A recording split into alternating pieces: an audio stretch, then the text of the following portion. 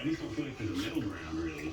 Hurt your feelings, if it hurts your feelings in some type of shape or form, it needs to stop. Definitely when you say, I feel like I deserve better, that's a strong statement. Seriously, man.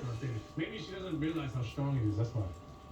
Decision day is right around the corner, right? I feel like I'm out here doing the most, right? And freaking, this is what I'm doing, like, 5 nights a week, and then I'm like, this is not good enough. You do it 5 days a week. I do it often, man. I cook a lot.